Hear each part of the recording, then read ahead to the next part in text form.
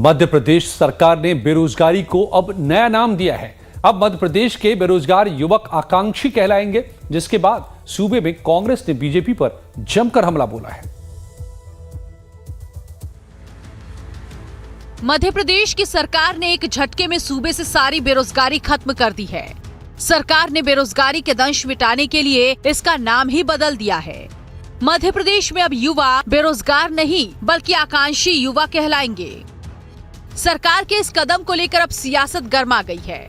10 फरवरी से 24 फरवरी तक विधानसभा सत्र के दौरान कांग्रेस के विधायक प्रताप ग्रेवाल ने विधानसभा में प्रश्न पूछा था कि मध्य प्रदेश में कितने युवा बेरोजगार हैं।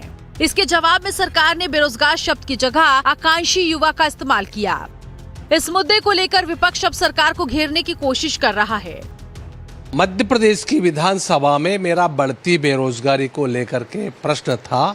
उसके उत्तर में मेरा जवाब आया कि बेरोजगारी की संख्या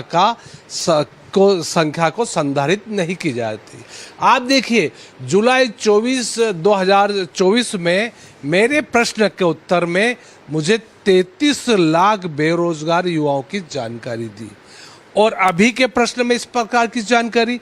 तो कहीं न कहीं मध्य प्रदेश की सरकार बढ़ती बेरोजगारी से घबरा रही है, बढ़ती बेरोजगारी के आंकड़े छुपा रही है।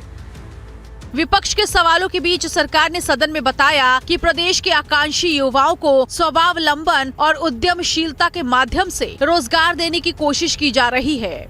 मुख्यमंत्री डॉक्टर मोहन यादव ने बताया कि ग्लोबल इन्वेस्टर समिट और रीजनल इंडस्ट्री कॉन्क्लेव के माध्यम से प्रदेश को 30 लाख करोड़ रुपए के अधिक के निवेश के प्रस्ताव मिले हैं, जिनके आधार पर 21 लाख युवाओं को रोजगार दिया जा सकेगा।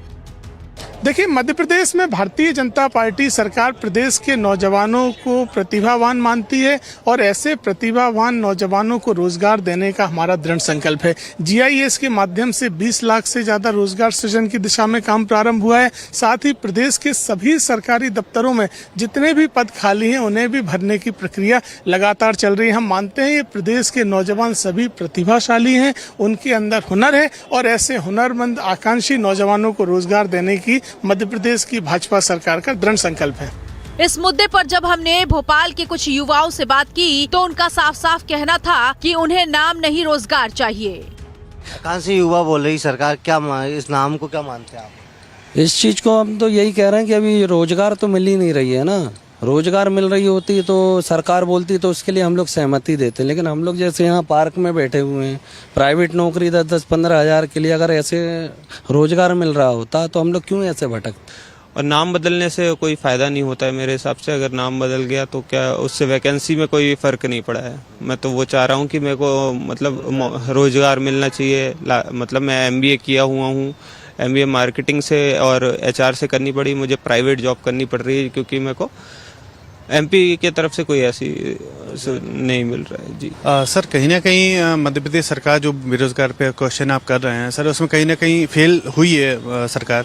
क्योंकि सर उसने जो मैंने खुद सर MPPSC ट्राई किया था, उसमें मैंने 2 साल इंदौर में भी मैंने तैयार की है। लेकिन सर जिस तरीके से वो डिले होता है चीज़ें कि वैकेंसी आ रही है, फिर मतलब जो उसकी प्रोसेस को आप समझेंगे तो लगभग 2 साल उसमें लग जाते हैं अंडर उसकी प्रोसेस करने में। उसके बाद प्री मेंस तो मैंने खुद सर ट्राई किया है। तो अगर मैं मेंस से गिरता भी हूँ, इंटरव्यू से नीचे भी आता हूँ, मुझे फिर से प्री मेंस से चालू करना पड़ता है। लेकिन जो सरकार का जो डिले है 2-2, 3-3 साल वो डिले कर देते हैं एग्जाम के लिए। आंकड़ों के मुताबिक MP में करीब 30 लाख रजिस्टर्ड बेरोजगार हैं, जिनमें से ग्रेजुएट युवकों की संख्या करीब 9 लाख है। सूबे में करीब 7-8 साल से कोई सरकारी भर्ती नहीं हुई है। इसी को लेकर विपक्ष सरकार को निशाना बनाता है। भोपाल से नितिन ठाकुर की रिपोर्ट, लाइफ टाइम्स। और कांग्रेस ने इस मुद्दे को लेकर MP सरकार पर तंज